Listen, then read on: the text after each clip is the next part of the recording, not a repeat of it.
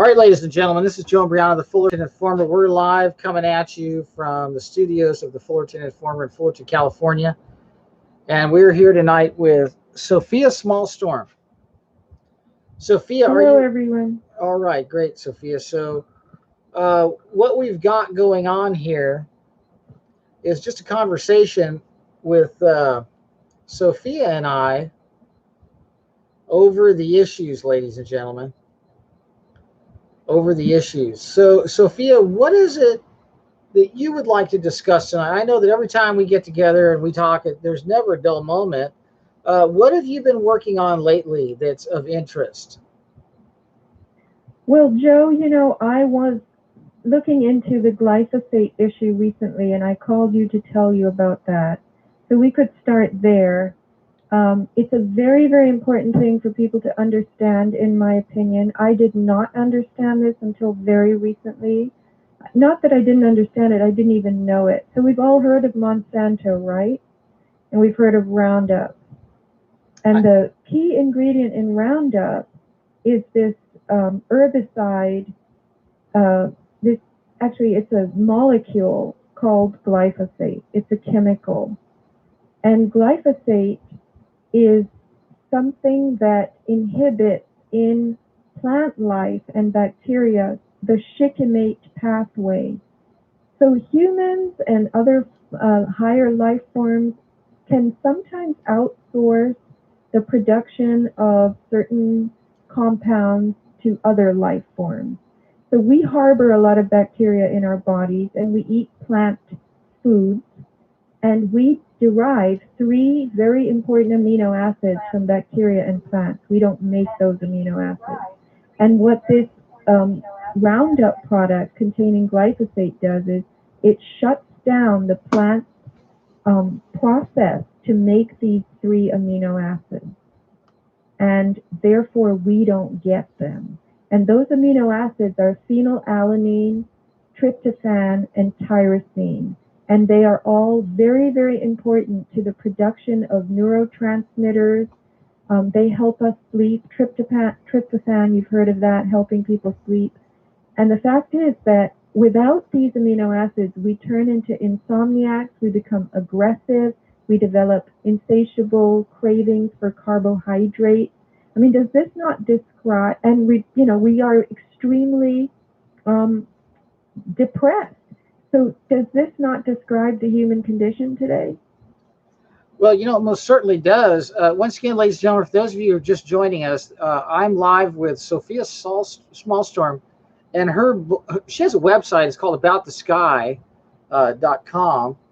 And, Sophia is a cutting-edge researcher. I've known Sophia for years now, and, she's covered a variety of topics, and she's very well researched, and she knows her stuff, folks. And tonight we're talking right now about glyphosate, which is Roundup, which is Monsanto's herbicide that is really, really wreaking havoc. And Sophia's done a lot of research into this, so I just wanted to once again plug her and her site, so those of you who are just tuning in know who's on the line. So go right ahead and continue, please, Sophia.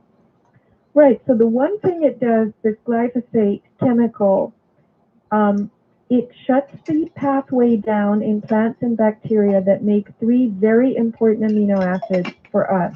And those amino acids are also very important to the plant's own immunity. Wow. So plants, without those amino acids being made in them, fall prey to pathogens in the soil. And this is actually how Roundup kills weeds. It weakens the weed's ability to protect itself. So it starts to languish and die. All right, the other thing, this is even more important to me, is that glyphosate is a molecule that looks exactly like the amino acid glycine, which we do make, and which we also get from other sources, food sources. So glyphosate and glycine are identical, except for one thing. Remember that glyphosate is man-made. It was first invented in the 50s by a Swiss chemist, and then it was reinvented completely independently in the 70s by Monsanto, by a chemist at Monsanto, and that's when it was patented. So glyphosate and the amino acid glycine, which is the simplest of all amino acids in all of biology. Glycine is extremely important. It shows up in all kinds of proteins and in enzymes as well. Glyphosate and glycine are identical, except that glyphosate has an overstuffed nitrogen atom. And the reason this is bad is because that causes any protein in the body that is made out of glyphosate instead of glycine, because this is what our biology does. It confuses glyphosate for glycine. It comes across glyphosate and it says, oh, look, this is glycine. Let me make a protein out of it. This is called protein synthesis. And then the protein ends up being bad and dysfunctional, and it crashes and bangs and into things in our body. It hurts the cells. It doesn't build structures properly, because that's what proteins are. They're structural components. They do the repairs in our body. So imagine, I'm going to simplify it into a visual. Imagine a compact car, beautifully designed right off the assembly line, kind of like the car that Joe drives to work every day that he got in 1997. Beautiful, sleek, compact, perfect. Now imagine the same car, looks exactly the same, except the back door is sticking wide open. Along with the passenger door. Yeah, so one of the doors is jutting open and it won't close. That's the difference between glycine and glyphosate. Glyphosate has the overstuffed nitrogen that has a methylphosphonyl chain sticking out of it. So imagine driving the second car on the road, on the freeway, with that door open. The car would be unstable, it would swerve, it would bang and crash, it would bump into things, possibly hit people, have accidents. It wouldn't fit into parking spaces, it wouldn't perform as you wanted it to. And that's exactly what happens to the proteins and the enzymes that are created in the body using the molecule glyphosate instead of glycine. Wow. So what we have on our hands here is an apocalypse of sort from a nutritional standpoint, because isn't it a widely known fact that almost all wheat and soybeans and corn are treated with glyphosate? Is that not the case? They are actually Roundup ready, which means that, now here's what the scientists discovered. There was one very clever form of bacteria that figured out how to get around this glyphosate issue. This bacteria changed its own DNA code. It taught itself not to look for glycine, but to look for alanine, which is a similar amino acid, but different. So what is being done to the Roundup ready crops, they're being given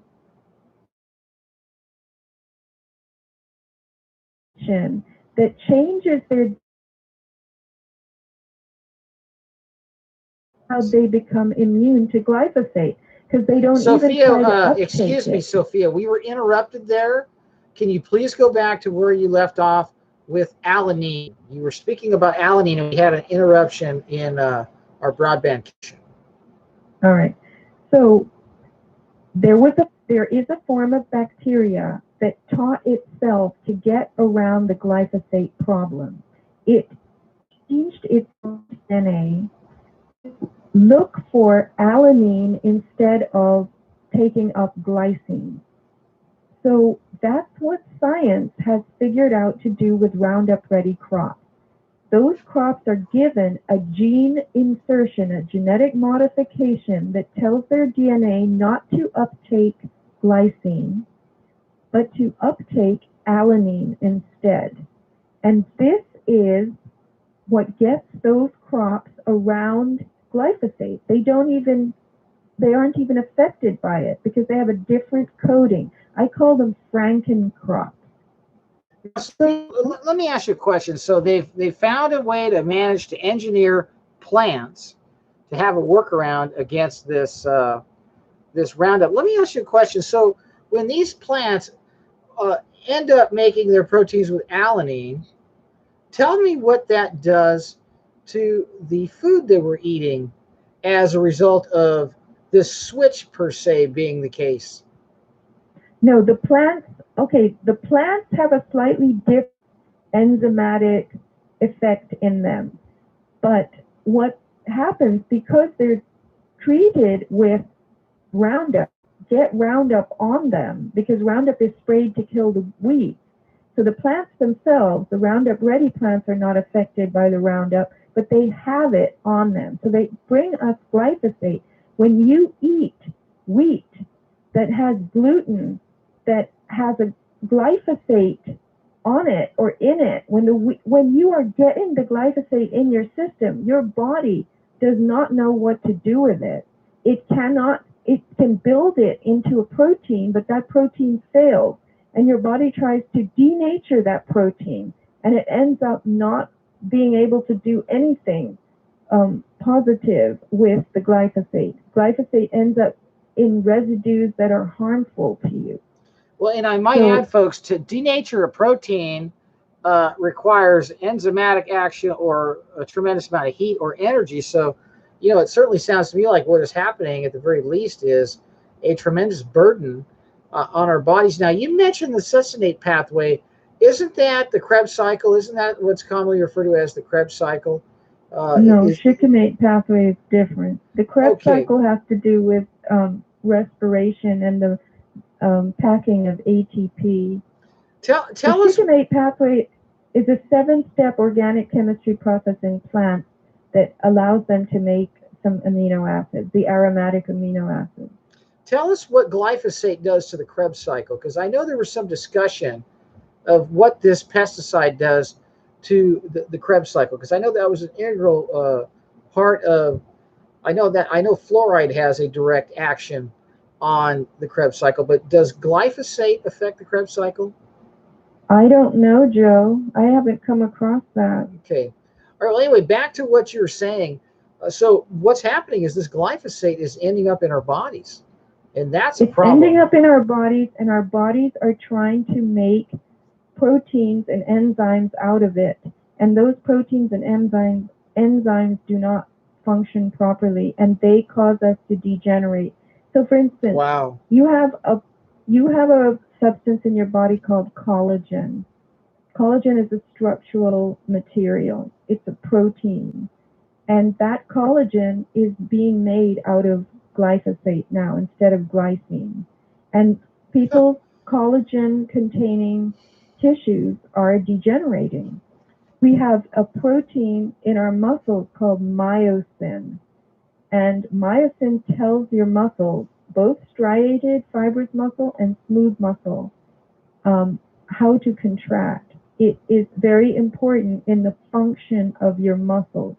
And when muscle tissue has myosin in it that is made with glyphosate instead of glycine, the muscle tissue fails. So we're seeing constipation, gut paralysis. We're seeing atrophied muscles in all kinds of people. They're losing muscle mass. They are not able to poop because their smooth muscle, their intestine, doesn't have the correct peristalsis going, and that's because of failure to contract. That's because the myosin content is not correct. It's not made out of the correct stuff. All right, Sophia, I'm going to stop you right here because, ladies and gentlemen, I want you to realize what you've just been told here. This stuff is sabotaging us down to the molecular level, and they know what it does. Is it not the case that this is by very nature, by the very definition, this is what this product was designed to do to the plants? Is that correct? Right. It was designed to basically dehydrate plants to give them a kind of acquired immune deficiency syndrome. It's plant AIDS, it's called. And the plants wither and die, and then the materials that have killed the plants, the chemicals, are transferred into us. And we start to degenerate and fall apart and fail.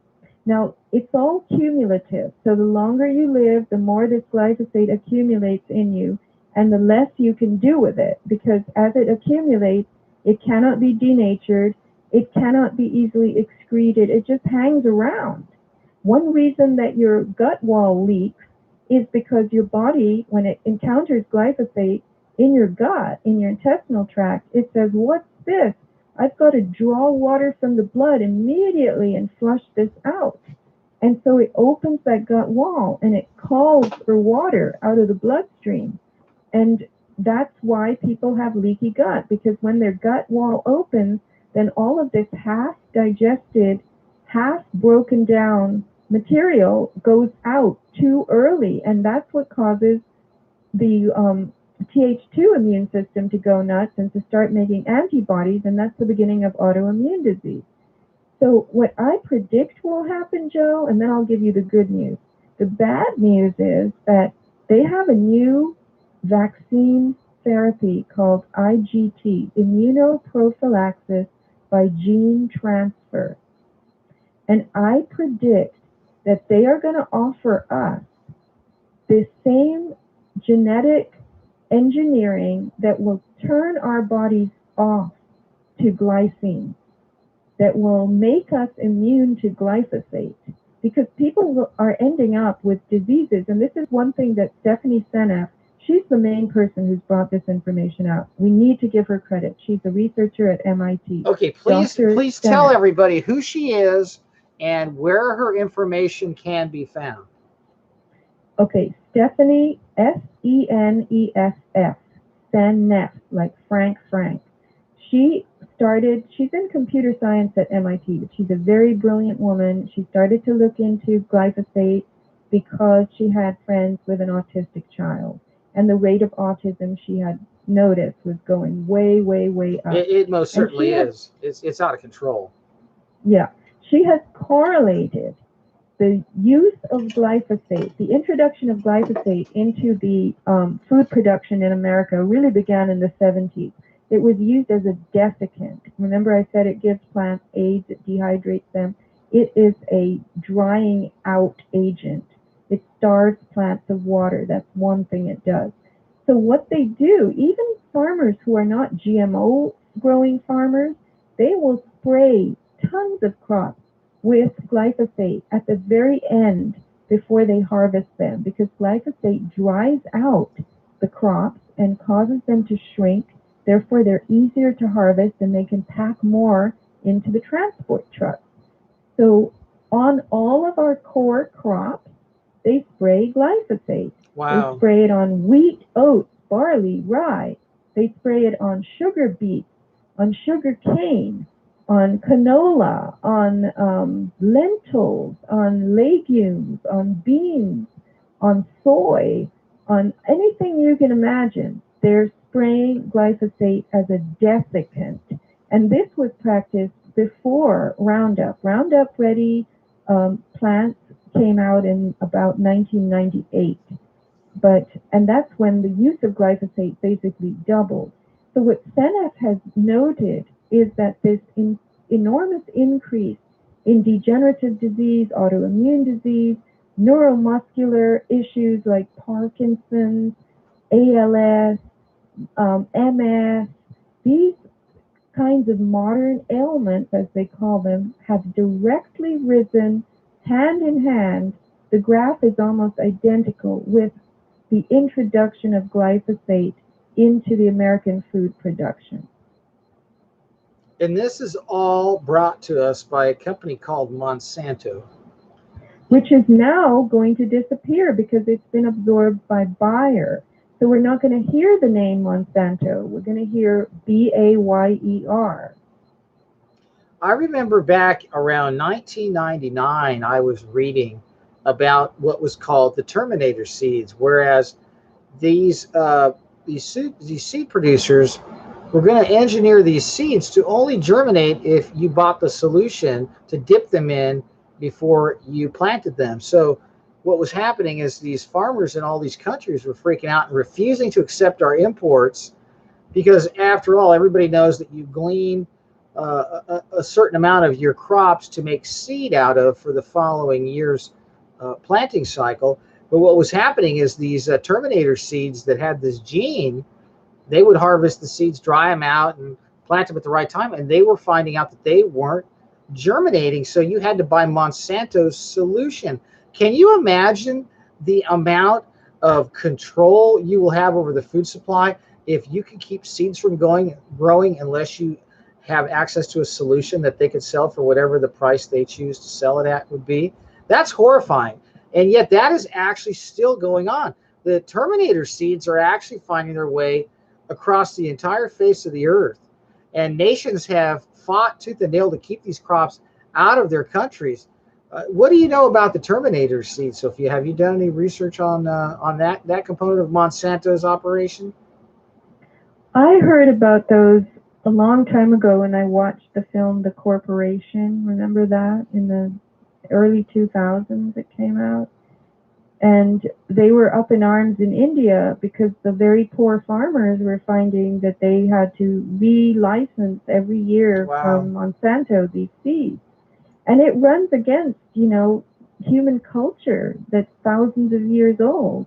Nobody has had to pay for seeds. Seeds are the product of your own hard work.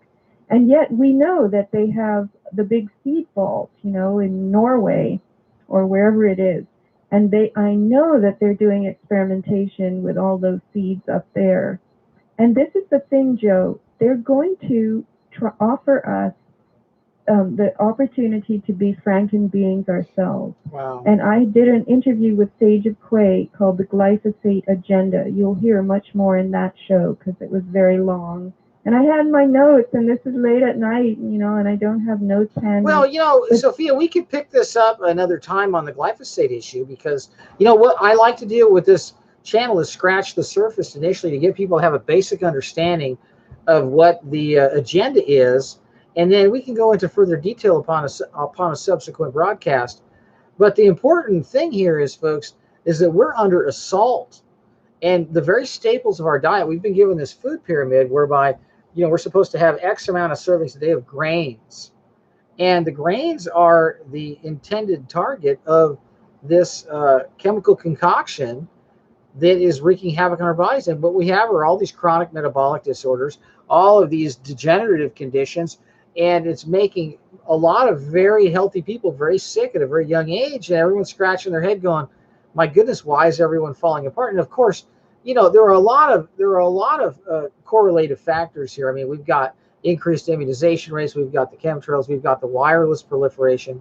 We've got a lot of things working synergistically to destroy us. But this glyphosate issue, Sophia, I feel that people don't discuss it enough and don't have the understanding of it that once it's explained, I think people will really have an easier time getting their arms around what a sick, evil agenda this is. What do you recommend people do to protect themselves against this, Sophia?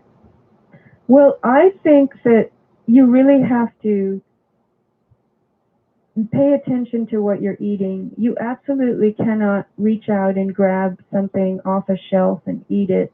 You have to look at the source of the food you're eating. You have to become conscious about what you eat.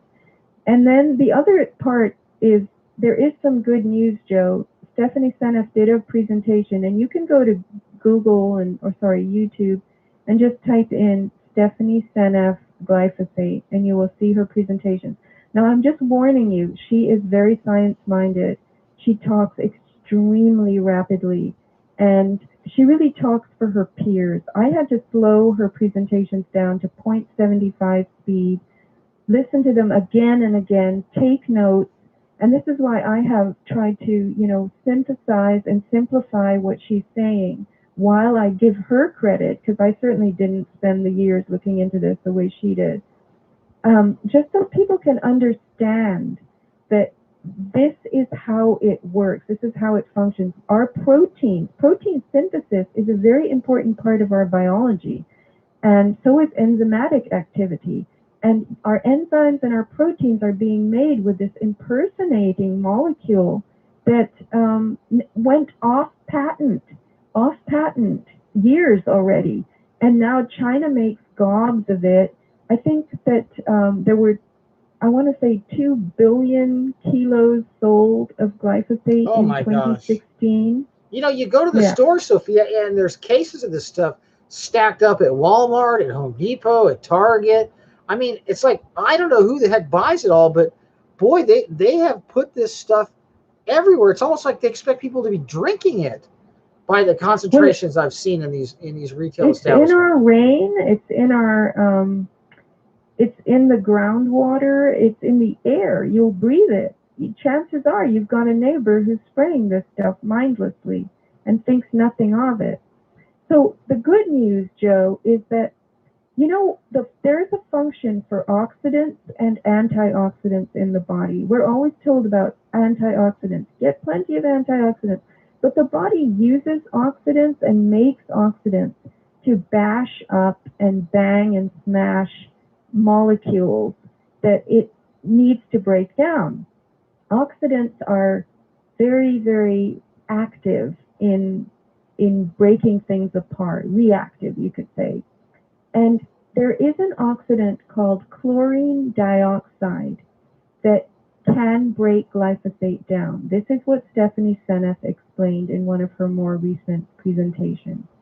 Chlorine dioxide breaks down glyphosate. The body itself cannot do it, but chlorine dioxide can break glyphosate down and turn it into useful subcomponents that we can then do good things with. The body itself will break glyphosate down and unfortunately turn it into bad subcomponents that hurt us. So chlorine dioxide is the end molecule when you combine sodium chloride and citric acid. So the combination of these two materials was marketed as MMS by Jim Humble. MMS, I think it's called Miracle Mineral Supplement, and the FDA ran Humble out of the country. So you can go online and look for MMS, or you can also go online and look for CDS, chlorine dioxide solution, and try to experiment with it yourself if you're interested in seeing how it feels to denature glyphosate in your body. So there's no guideline that I found as to how much chlorine dioxide to take, but it's something that's very powerful, and it's an oxidant, and it's apparently the only thing that Seneff knows of that will break glyphosate down. Now, is it possible that, I'm not familiar with this person's work, but if she's MIT and she's telling us this is the solution, is it possible that this may not be the solution and that there exists another solution that is more effective? Are you aware of any other ways to dismember this wrecking ball in our bodies once it's been ingested? No, if I were familiar, Joe, I would have said something. But this is the only one I've heard of. Okay, I'm always highly suspect of people coming out of high levels of academia with the solutions. So, and then I start thinking about, well, I know citric acid and I know sodium chloride. Those are things that if you start mixing, if you get the ratios wrong and you start ingesting them, then you can end up very ill and die. So right, and that's why there is a protocol book that Jim Humble put out that you can get on his website. So if you just Google Jim Humble website, it's the website that is done in papyrus font. That's his website. I think it's called MMS Healthy for Life. So the number 4, MMS Healthy number 4 life.com. And you can look at all of the material on that website. There's quite a bit of material there. You can buy his book of protocols and you can read it. And yes, it's true that these are very, reactive materials. We have to know what we're doing. I'm not giving medical advice here or anything, but just know that Jim Humble was not allowed to stay in America and sell this stuff. So where's Jim Humble now? Sophia, where is Jim Humble now? I believe, the store ships from Australia, But I had a friend actually who worked for him for a while, and he went to Africa where he was using MMS on people with malaria. Interestingly, the iodine that I sell in my store, and I would like to mention that it's Avatar Products, just like the movie Avatar, avatarproducts.com. So I have several kinds of iodine in my store, and I just learned from one of the chemists that the nascent iodine, the more expensive one in the store, is it offers you one extra orbital electron. So it's very, very reactive. It's very biologically available, and it works very well. So the lab that makes that iodine, the originator of that iodine, was very much like Humboldt. There's a parallel here. They were both aerospace engineers or some such thing, and they both ended up in Africa, and they both treated people with malaria with their respective compounds. I don't know if John Brookshire actually went to Africa, but he had a friend who was a missionary in Africa who asked him to help treat people with malaria, and he formulated this iodine that gets an electromagnetic treatment, and it gives it this extra orbital electron, and that's what makes it so biologically useful, I guess, immediately. You notice its effects immediately. So anyway, if you want to try that iodine, I have a sample bottle of it there for just $13, and that's like a 2-month supply. I'm just letting Now, people Sophia, know. can you tell people how to get to your website so they could see the products that you're referring to? And by the way, this Yeah, is not Alex Jones selling steroids to make your thing bigger. This is somebody who understands, and I have no connection to what she's doing. All I know is that Sophia knows her stuff, and I have a chemistry degree. And let me tell you something, folks.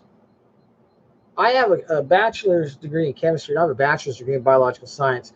And I can tell a snake oil salesman a mile away when they start putting words together and they start mentioning parts of organic chemistry that aren't in organic chemistry textbooks. And Sophia knows what she's talking about. And the products that she sells on her website are products that will do what she claims they do. And when you're talking about iodine, when you're talking about the halogens, when you're talking about the things like chlorine and bromine and iodine, when you talk about these things that are extremely reactive, we're getting into a category of compounds, ladies and gentlemen, that are such necessary nutrients, okay, that they've actually got to fortify the table salt with iodine.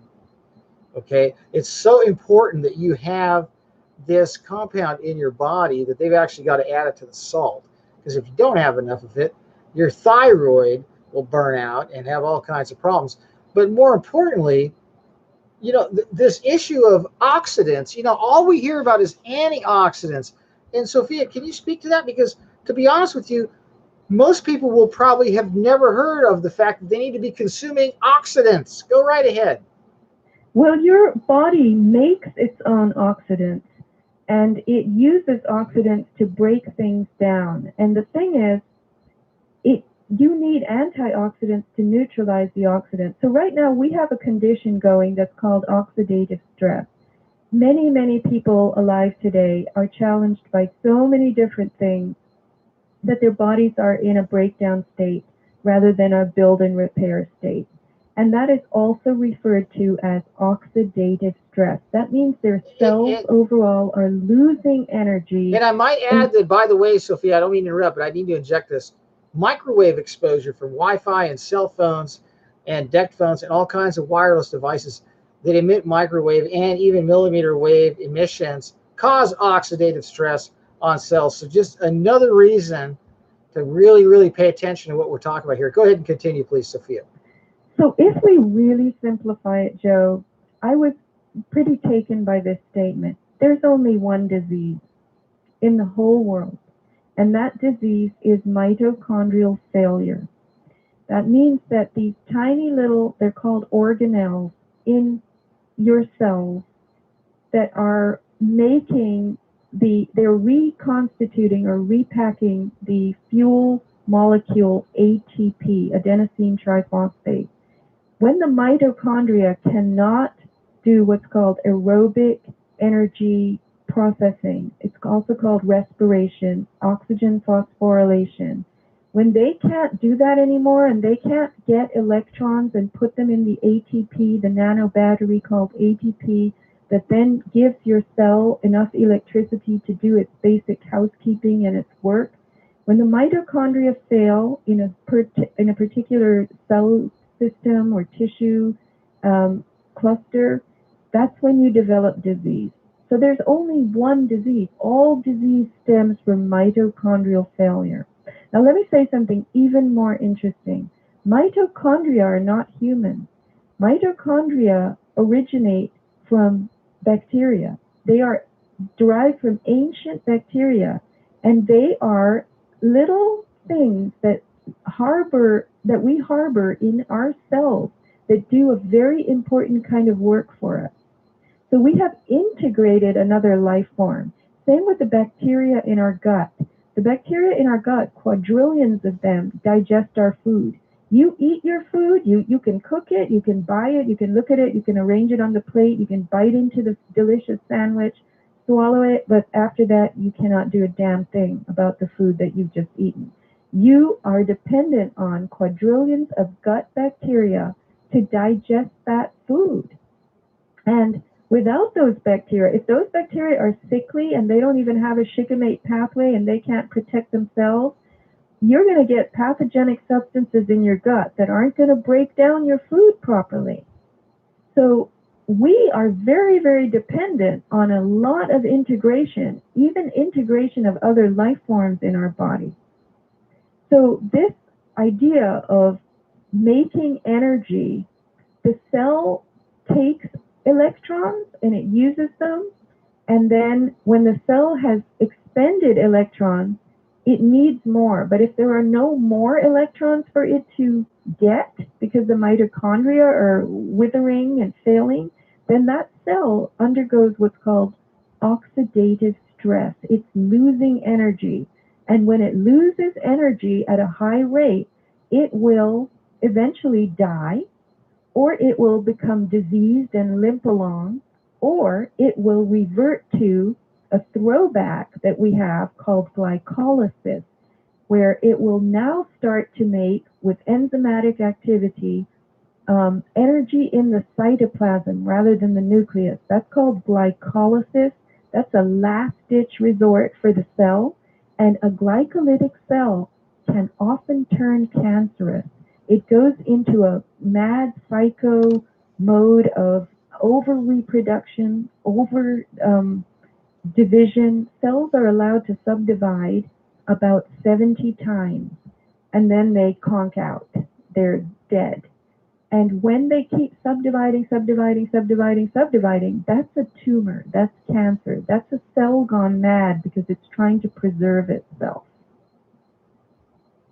You know, ladies and gentlemen, what you've just heard here is not something that most people are going to rightly remember from their biology textbooks. We've been dealt an oversimplified version of what a cell is, when in fact the complexity of the cells, the basic building blocks of our tissues and living things, is more like a New York City, so to speak, in terms of its collective infrastructure. And, you know, I wanted to talk to Sophia. You know, one of the fascinating things about all of this is this common denominator about free electrons. And, you know, that's what really these oxidizers are really helpful in doing. They donate these electrons. But another source of electrons is something that most people are not aware of. And can you speak to that? Because that's an integral part of maintaining health as well. What can you tell the viewers about this? You mean like earthing, grounding? Earthing and grounding. Yes. Go ahead and kind of bring that into this All right. equation. So, Joe, it occurred to me several years ago when I started to look into grounding that everything I looked at online in medical research on the Krebs cycle struck me as being profoundly wrong. And I don't know how I knew this, because I'm not like you where I have any degrees in chemistry and biology, But I was reading about how the cell gets its energy from this Krebs cycle and this ATP, and I'm thinking, no, the cell needs its electrons, because energy equals electrons, from the ground, from the earth. And that's when it hit me that that's called free electron transfer. And the other, when you get it from food breakdown, is called donated electrons. So I believe that we were designed to be barefoot on the ground, living in the outdoors, fresh air, where there was sunlight and wind. There's all this, natural ions. You get photonic electron transfer from sunlight. And that's a very, very important point. I think people really underestimate and oversimplify the sun's energy. And we could go on about that. But yeah, that's a really great point. So go ahead and continue, please. Right. So now, today, we're not living outside. We're living inside. We're protected from wind and sun and fresh air. And we're living off the ground. We have flooring. We have carpets. We wear rubber shoes. We drive in cars with rubber wheels. So what happens? We very rarely are bare feet, bare skin on the ground. So we're not getting free electrons. So now we have reverted to getting the default source of electrons, which is the donated ones, and that's why people are energy supply. That's right, and that's why people are eating so much, because their body is trying to compensate for what it's lacking. Is that a good way of looking at this? And Joe, when I was studying the Krebs cycle, which was totally over my head, I'm reading about how the body gets its electron supply from the breakdown of fats and carbohydrates. And I just said, no wonder everybody's eating fats and carbohydrates like there's no tomorrow. If these people went outside barefoot and spent some time getting free electrons, which you bank, I found out that there's actually something in the body called ground substance, which is a non-fibrous gel that houses and stores free electrons. So when you go to the beach and you take your shoes off and you walk a couple miles, you swish your feet in the sloshing water and you're on the wet sand, or when you're gardening. This is why people love to garden. They love to bury their fingers in the wet, damp soil and dig away. People walk their dogs with a leather leash, and their dog is snuffling in the bushes with his wet nose, and he is an electron donor. The cowboys who rode horses on the plains, they had, everything was leather that they wore, leather conducts, by the way, leather boots, leather soles in the stirrups on the horse. The horse is damp, the saddle is leather, the bit in the horse's mouth, the horse's hoofs are on the ground. So the horse was an electron donor. And this is why people had far better health and energy and temperament when they were living naturally. Living unnaturally as we are relying on the Krebs cycle for our electrons, and that's not good enough. Now, I want to add to what you're saying, Sophia, because, one of the most important things that people don't realize that is being done to them with water fluoridation and toothpaste is the forms of fluoride that are being added to the municipal water supplies. The sodium fluoride, and in the toothpaste you have sodium monofluorophosphate, and you have stannous fluoride, and you have sodium fluoride depending upon your brand. All of these compounds, as well as a lot of the psychotropic medications that are heavily laden with fluoride compounds, throw a literal wrench in this Krebs cycle.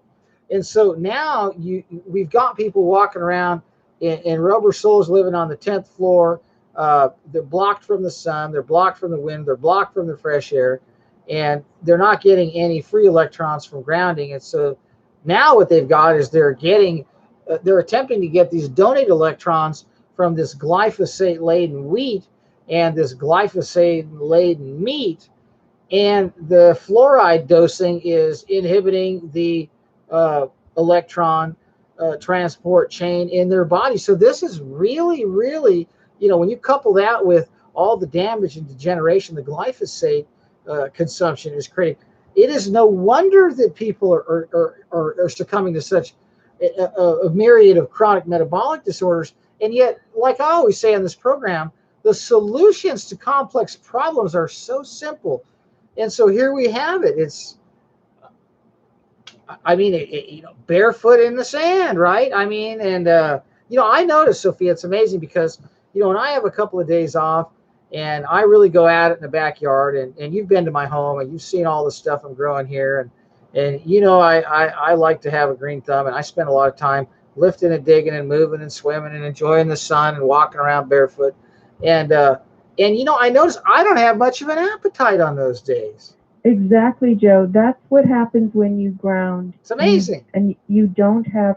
So imagine you're on the Serengeti of Africa, and you're barefoot and you're running around all day, and you're sleeping. You're sleeping on the ground. Yeah.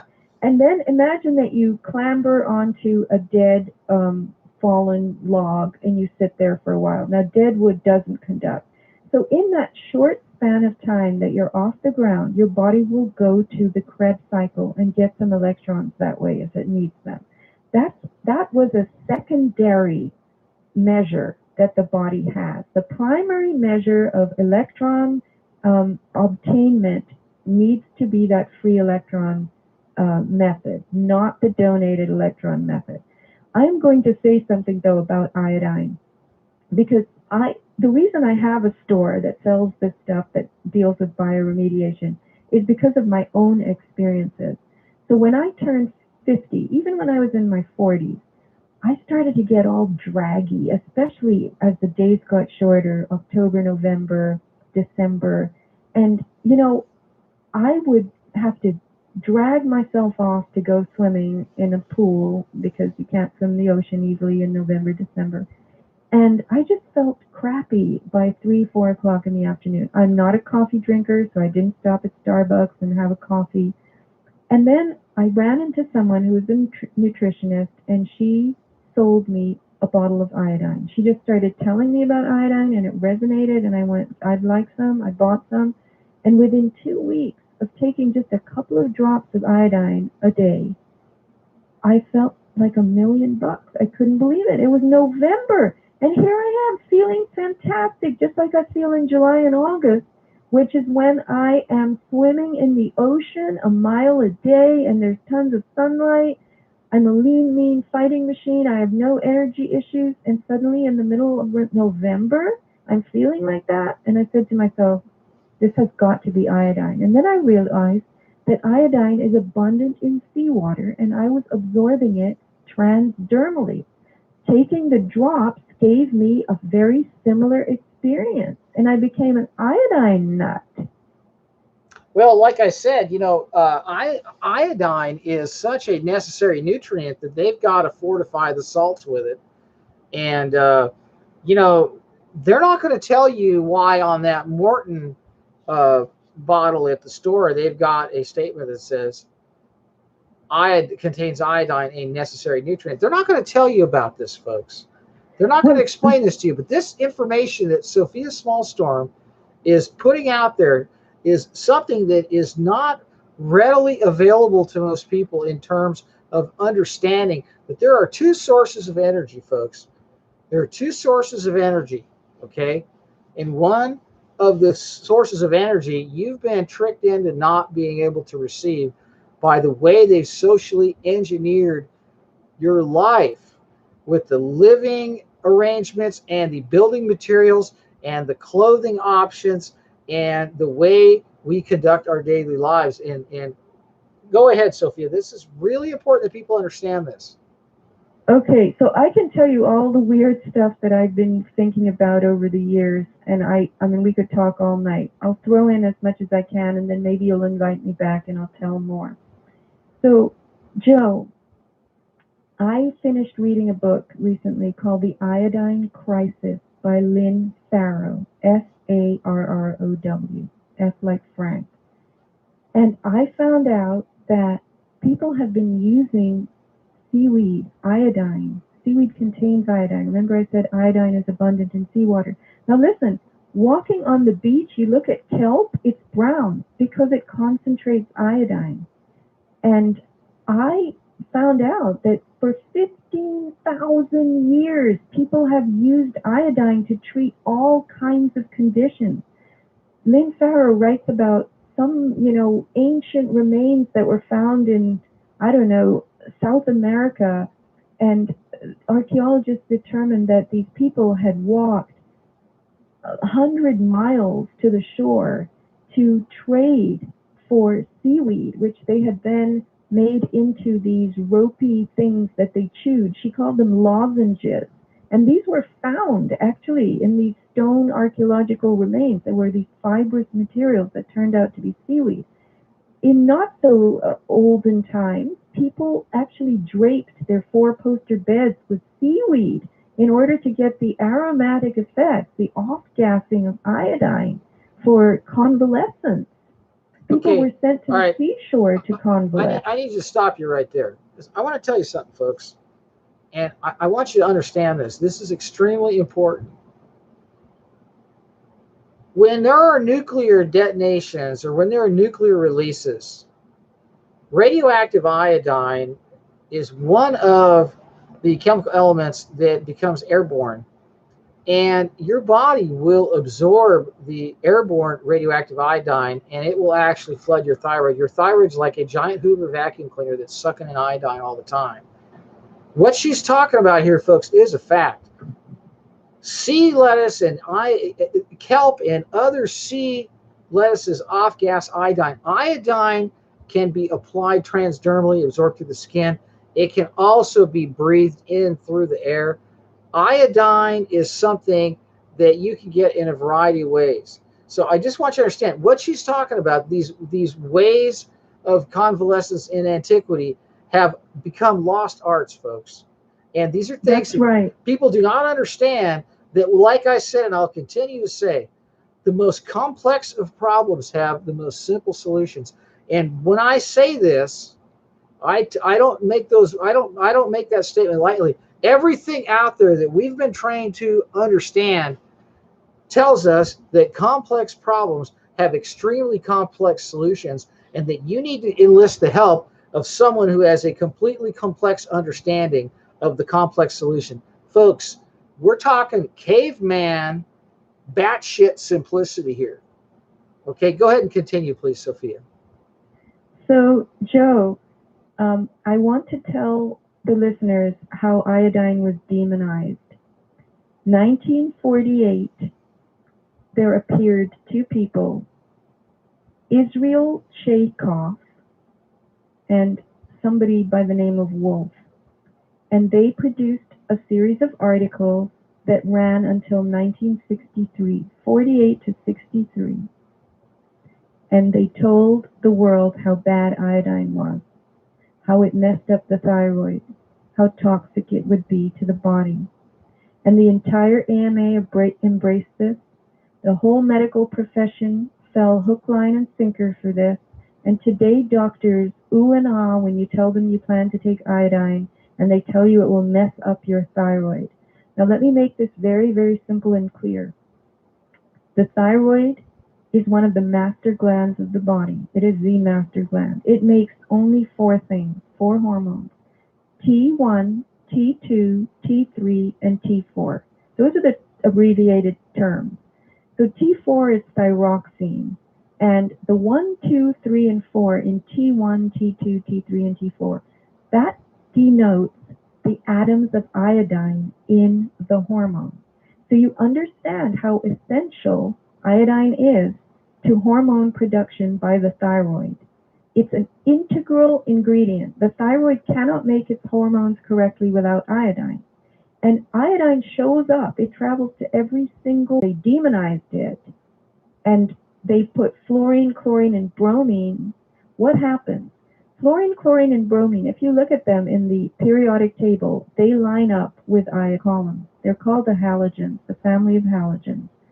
And those elements are molecularly very, very similar to iodine. They're diatomic, which means diatomic molecules, which means they come in twos.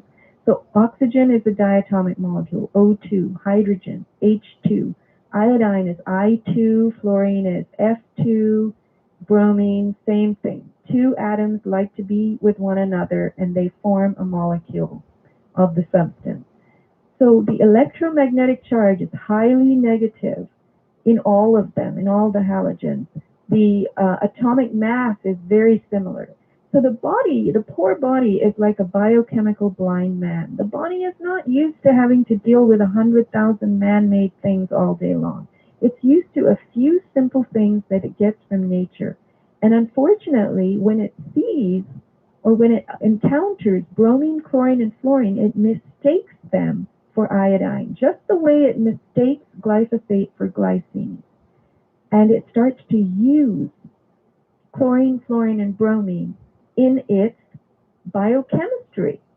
It doesn't know that this is an iodine. So your cell receptors get filled with chlorine, fluorine, and bromine instead of iodine because there's so much of that other stuff in your life.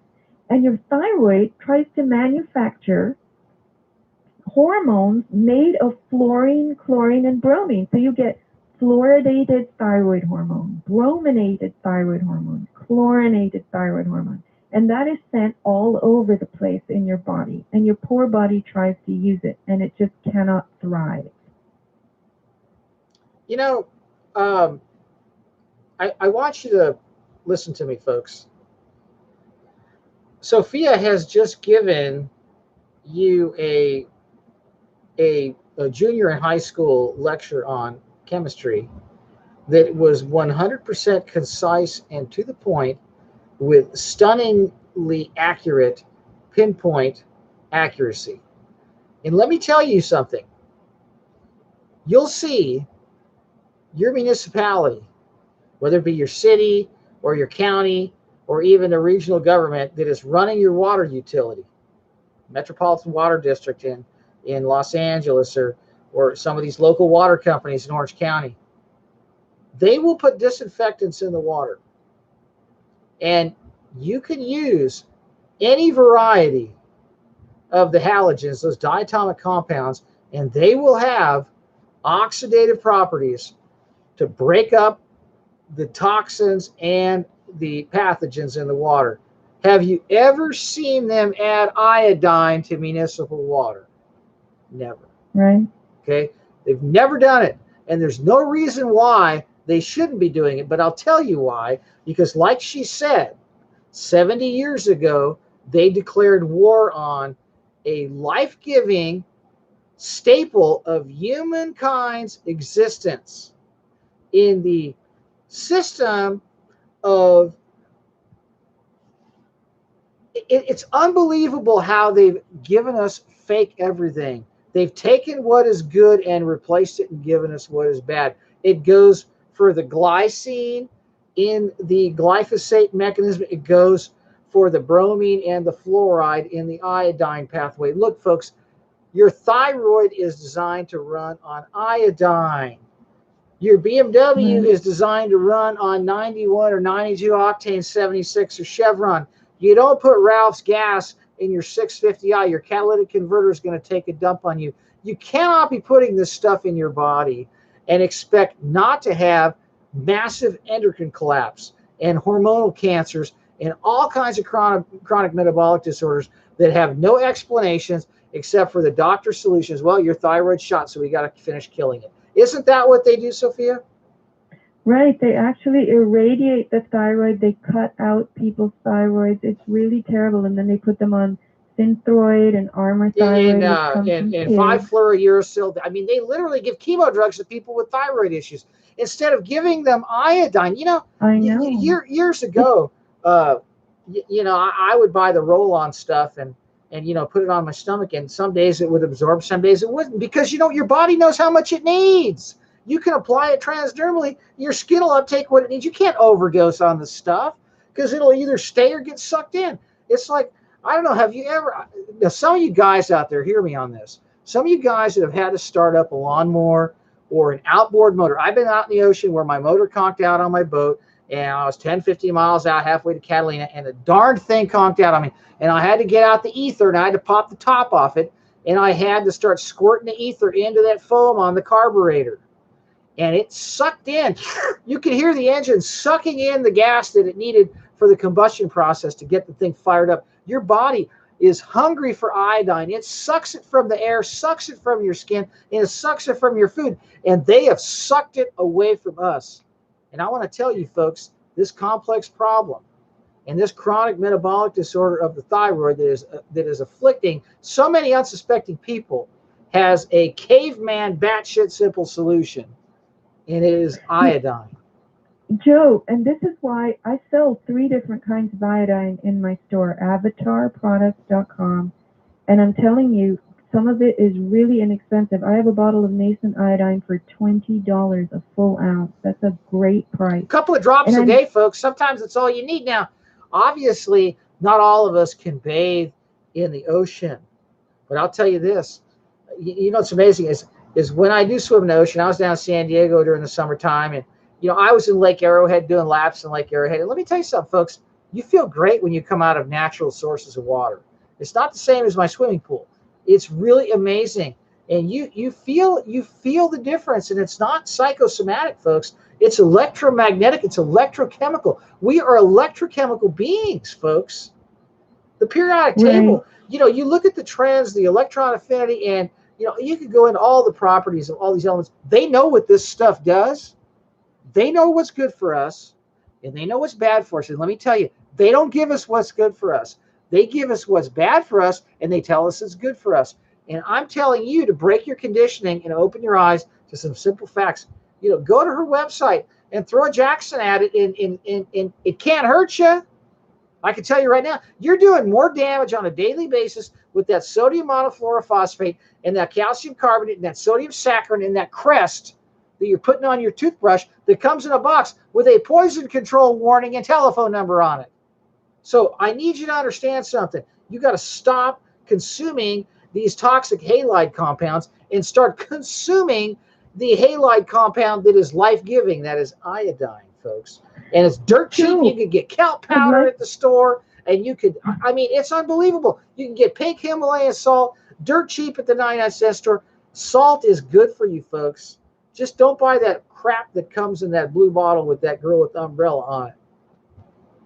Joe, I just wanted to mention something else. This is, again, one of my own stories. So I started taking iodine in November, and immediately I felt better in a couple of weeks, and amazingly better, charged up, full of energy. And something I noticed 6 months later was also really shocking to me. I had been experiencing stiff knuckles for several years. And, I'm kind of a small, skinny person with skinny, knobby hands and knuckles, and I would rub my knuckles. Sometimes I'd wake up in the night and I would have pain in my knuckles, and I go, okay, this is it. I'm just going to end up with arthritis. I got to get used to it. Got to get ready for it. And I would rub my knuckles at the computer while I was typing.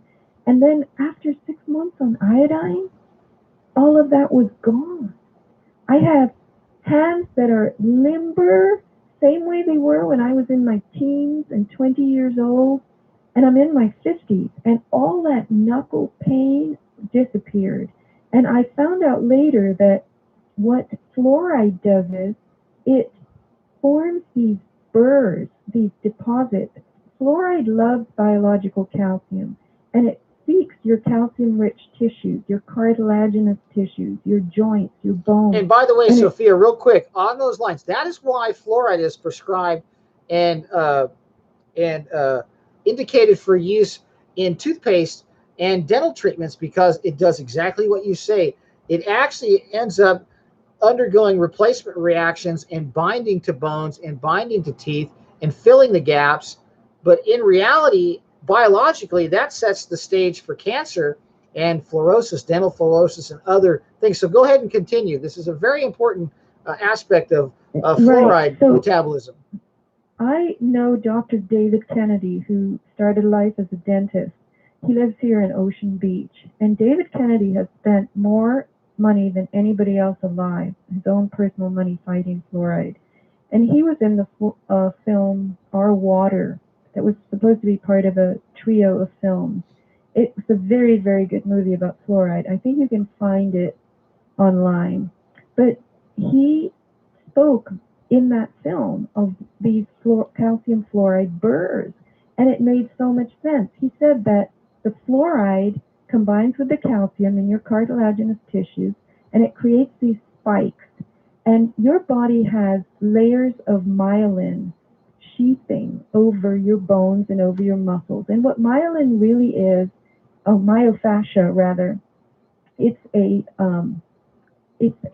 tough tissue and it's a dry lubricant. So your body doesn't want bones rubbing on muscles. So it will sheath the bone in fascia and it will sheath the muscle in fascia and the nerves as well, myelination of nerves and muscles and bones. So this myelin layer, myofascia it's called, rubs against itself.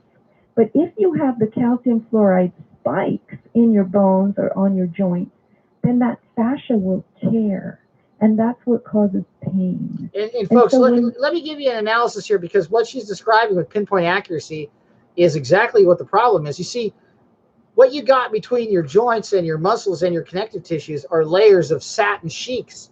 Satin sheets are smooth and have a nice sheen to them. You glide on it nice and easy, and it's really comfortable and cool. But when you start sticking razor blades underneath it and you lay down on it, that's what's going on. That is the toxic halide compound poisoning agenda that is now being improperly diagnosed as rheumatoid arthritis, which has given rise to an entire creation of a market of deadly drugs that has killed people. Go on, Sophia. I'm sorry. Most likely osteo. Rheumatoid is an autoimmune disease. Osteo has to do with the joint degeneration. Excuse me, osteoarthritis. Yeah, that's forgive me on that. But yeah, it's created this entire industry, and people are flocking to the stores. And what is this compound that they put in the dog food that gives the dogs really good joints? You know what chondroitin and glucosamine, like that's the solution, right? Right. No, that isn't. I'm telling you, it's amazing how well iodine works. What it does is it is jettisoning fluoride out of your joints. It's saying, I am here, I belong in biology, not you. And then fluoride starts to go away, because that's what happened to me. I am living testimony of that. And I could not believe it. I could not believe how happy I was that now I had fingers that bent and worked without any pain. I never had to rub them. They were never stiff. So that was a very, very good thing. And I wanted to tell you that I ran into a guy recently who is an engineer at a reverse osmosis company. They just developed reverse osmosis systems. And I asked him, because I had heard that reverse osmosis doesn't fully remove fluoride, even though many people believe it does. And he said, no, it doesn't. It removes about 75%, but we cannot get the rest of it out. And he said, you know, if we work with fluoride and if you get that on your skin, you can feel it burning through your skin right away. It is diving for your bones. It wants biological calcium that badly. And he said, we have to put a calcium gel on it, on ourselves, immediately when we get stung with fluoride, in order to distract the fluoride and draw it away from your bones in the other direction to this gel. But he said immediately it'll start boring through your skin, going for your bones and cartilage. Is that remarkable? Well, it just goes to show the absolute incredible power of the weapon. Now, we know that these halogen compounds are extremely reactive. I mean, everybody knows what a strong oxidizer chlorine is. That's why they use it in bleaching agents, and they use it for swimming pool disinfectants, and they use it for all kinds of purposes, for denaturing pathogenic organisms, because it's such a strong oxidizer. But fluoride has such an amazing affinity towards calcium that it's just wreaking havoc. You've got so many chronic debilitating issues with the joints with people.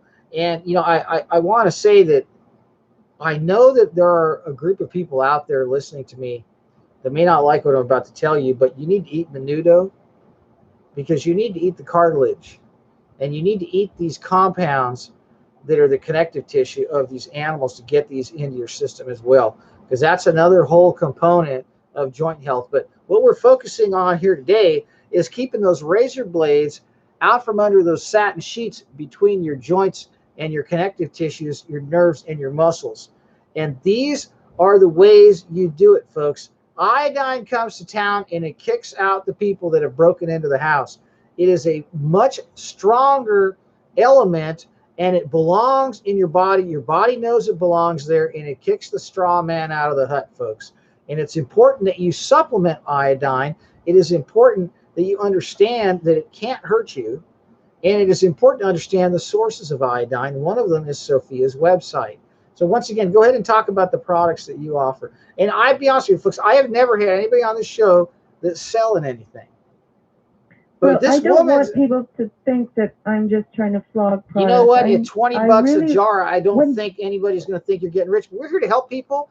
And this is a very, very critical issue, because the issue of free electrons and donated electrons and all these misconceptions about why I'm hungry, why I feel like crap, and what the fluoride's doing, and why my hands hurt, why I can't get out of bed, why when the wintertime comes I'm eating too much and I'm getting fat. All these things are tied in to such a basic, simple premise of human existence, and that is being in contact with the earth and enjoying the bounties of it that we were designed to consume. And if you don't have access to the ocean, and if you don't have kelp leaves hanging from your bed, and I know in Korea they use the little kelp balls as pacifiers for the kids. If you don't have access to this stuff, you might as well get your hands on something where you can take a few drops a day and be done with it, and at least be one step ahead of the 8 ball, folks, because that's kind of where everybody's at right now. People are being brominated. They're putting brominated vegetable oil in the Mountain Dew. Okay, they're putting ester wood rose in the Gatorade. I mean, they're putting they're putting flame retardants in the beverages. Okay, and when I say that, I mean it. Same compounds that come out of the ceiling at the back of Carl's Jr. If someone pulls the Ansel handle to put the fire out on the char broiler, those are the same compounds in the fire extinguishers, and those are relatively similar to the components that are being put in the municipal water supply and your carbonated bone-dissolving beverage, folks. I digress. I'm sorry. The stuff they do is so crazy. I want to just quickly say that in addition to iodine, also look at the magnesium products I have. I just got a great magnesium gel, which you can use for pain relief. Magnesium relaxes tissues and opens up channels for nutrient transport and repair work to be done in the body. And it just takes pain away really quickly, joint pain and stiffness, muscle soreness. And this new magnesium gel, I had my chemist make it up for me, and his first try was 100% success. So he sent me a bunch of them. I'm the only one that sells it. It was at my request that he made this. And it can be used as deodorant, underarm deodorant. It works so well. Magnesium is antimicrobial, and it puts that magnesium right into your lymph. Your body loves it. So there are all these creative things that you can do with these simple products. And that's what I want to share with people, and that's what I do on my store. Sophia, magnesium. I mean, let's talk about this for a second. We all remember Phillips milk of magnesia, right? That white stuff that come in a blue bottle and you had an upset stomach. But we got this thing called Epsom salt, right? And you see it at the 99-cent store and you see it at the drugstore, and people soak in this. Okay, what people don't understand is these compounds are magnesium salts, folks, and they have miraculous properties, and yet they don't put magnesium on the label. They call it Epsom salt, or they call it milk of magnesia, right? I mean, they're hiding it in plain view. But once again, here we go. Magnesium cream is one of the best ways to get the magnesium into your joints, folks. You rub it on there.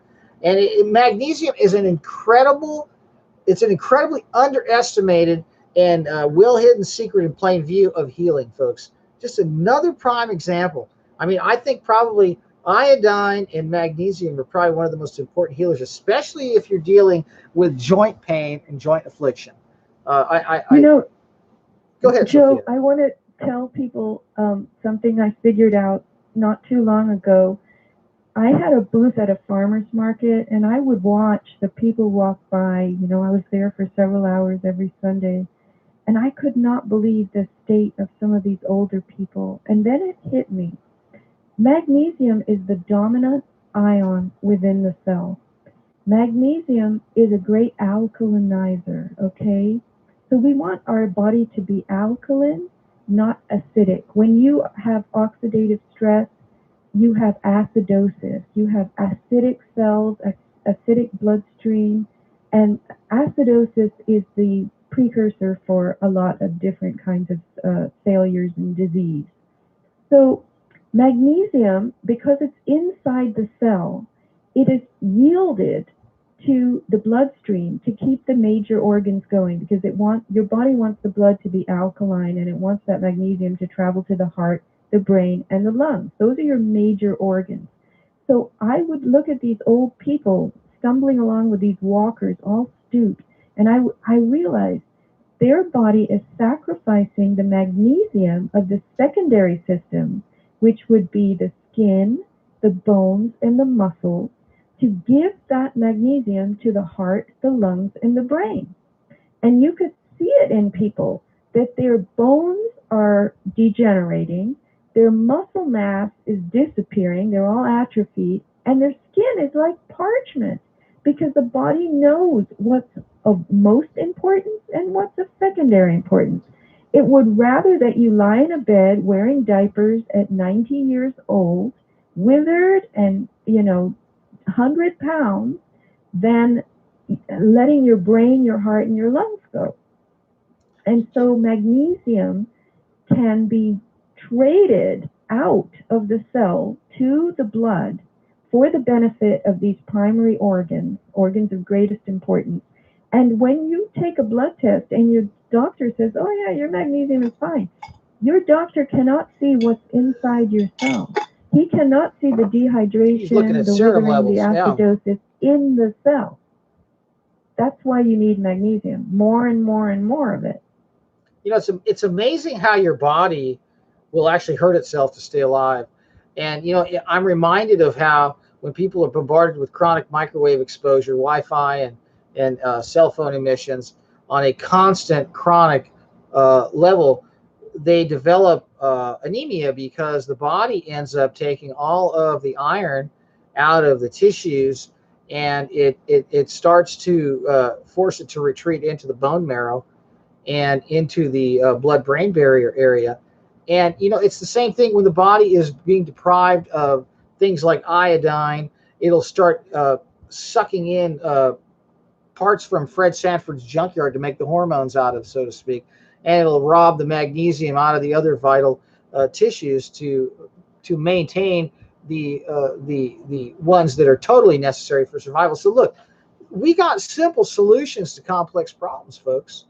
And Sophia, what's a good source of magnesium for people? What foods that you know of are high in magnesium, off the top of your head? There are leafy greens that have magnesium in them. Pumpkin seeds have a massive amount of magnesium. Pumpkin seeds. I want to make a point here, folks. They tell us we need to take calcium for our bones. They tell us we need to take all these minerals and vitamins for our bodies. I need you to understand something. Everything's in the dirt, okay? The electrons are in the dirt. Get your hands in the dirt. Get your feet in the dirt. The iodine's in the ocean. Go hang out in the ocean. If you can't hang out in the ocean, go eat stuff that swims in it or floats in it or grows in it, okay? Even the blue-green algae pills, for crying out loud, full of iodine. Look, folks, stop getting your nutrition from these products on the shelves at these drugstores, okay? You need to get your nutrition from the source, folks. And if you're going to get some sort of supplementation, get it from somebody like Sophia, who understands what is good and what is not. She's not going to sit here and sell you a whole laundry list. I turn on a radio station sometimes, like the AM Christian radio station on Sunday morning, and there's a guy talking 100 miles an hour with some medical practice in Santa Monica, talking about his wonderful office, and he's sitting there taking phone calls, and he's telling people to take 5 pills of this, 10 pills of this, 3 pills of this, and they're probably spending $1,000 a week on vitamins and herbs and supplements. That is not the solution, folks. the solution. No, this stuff is so cheap. It's dirt That's cheap. what I love about It's it. dirt It's cheap. inexpensive. Yeah. Look, you don't make a lot of money on magnesium cream that sells for $10 a tube. No, and But you Joe, know what? You could soak in Epsom salt and also have transdermal absorption. Go ahead, Sophia. I'm sorry. We're getting up on an yeah, hour and 20 I minutes, so we're want going to to have to give a cut this classic thing. example. You were talking about the wrong sources of nutrients and fortification, and most people aren't really aware of this, but I had a friend who had breast cancer twice, to my horror, and I sent her some iodine and told her to please start taking it, and she complained to me that she didn't like the taste. Now, by the way, my glycerin-based iodine has a very, very friendly taste. You can just lick the drops right off the palm of your hand. But there is a slight bitter taste to the nascent iodine that's electromagnetically treated with the extra electron.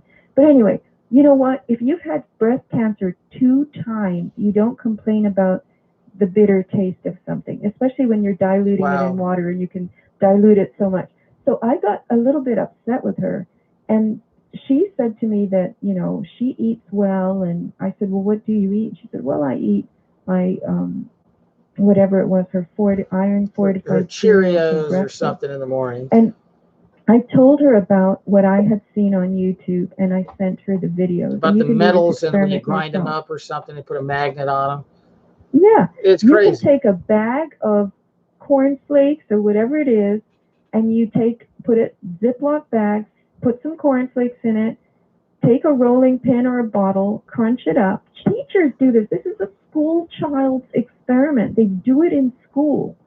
And then you bring a magnet to the bag, and the magnet draws iron filings, metal shavings, out of the cereal to a corner of the bag. This is iron fortified cereal. And you ask yourself, how can they do this? I'll tell you how they can do this. They call this non-heme iron. So there's heme iron, which is biologically available, biologically ready, bio-ready iron. And then there's non-heme iron, which is iron filings from the metal place. And they put this in the cereal, telling you that your hydrochloric acid in your stomach, which is an oxidant, will break down that iron and make it bioavailable. That's impossible. It's already oxidized. It's iron oxide. That's what rusty nails. It's iron oxide. Now, you want to have a good absorbable form of iron, by the way, folks. Ferrous gluconate is probably your best bet in terms of it being bioavailable. And you know what the best source of that is? Canned olives, folks. They use it as a stabilizing agent for the coloring. Ferrous gluconate. Look at the olives, the Lindsay olives, one of my favorites. I also enjoy manzanita olives from Spain at Trader Joe's. That's one of my favorites. I drink the juice, folks. I like the iron because iron is really important because your brain's full of magnetite. You got to give your body the iron that the symbiotic bacteria in your body can make into magnetite that protects your brain from the radio wave assault that's coming at us from so many different directions. Sophia, we're going on an hour and 23 minutes, and it's a little after midnight. We should go, but can we do this again, Joe? I want everyone to know I would how love hard for I you have to worked come on to get because Joe to get me on here's the for deal. Years. Here's the deal, Sophia. We've just scratched the surface with you, sister, and you and I have talked, and we know each other well, and we know what's going on, and we don't want to give people too much at one time, but I think we'll pick this up again one night this week. Like I said, I was at the city council meeting tonight, quite a humdinger, and I didn't get home till 10:30, and that's when I called you. So, I just had a little chance to chat with my wife and tuck my kids in. But, here's the deal, folks. We got big problems, complex problems, but very simple solution. And that has always been my goal and will continue to be the theme of everything I do. And that is to present the simplest solutions to the most complex of problems. And Sofia Smallstorm from aboutthesky.com, is that correct? Yeah, and also avatarproducts.com. now you can do SofiaSmallstorm.com, but Sophia spelled with an F. SofiaSmallstorm.com gets you to my blog, and I put some interesting things on my blog on a fairly regular basis. All right, folks. Well, Sophia, we'll say goodnight for now, and I really want to thank you for taking the time with us tonight. And my intent is to have you back on a regular basis because there's so many different topics and you're one of the very few people I enjoy discussing them with, because your knowledge and your dedication to humanity is it's a high bar for others to follow, and that's all I'll say. And I do want to thank you for joining us tonight. And ladies and gentlemen, to all of you, I know it's late, and I know those of you out there who didn't get the live broadcast, you'll pick this up tomorrow. Share this video far and wide. SofiaSmallstorm.com, AboutTheSky.com, and AvatarProducts.com are her websites. Check it out. Check and see what she's got. And ladies and gentlemen, God bless you all. And we will talk to you all soon. And to you, Sophia, sweet dreams, young lady. I'll talk to you later. Bye. Thank you, All Joe. right. Bye-bye. Good night, everybody.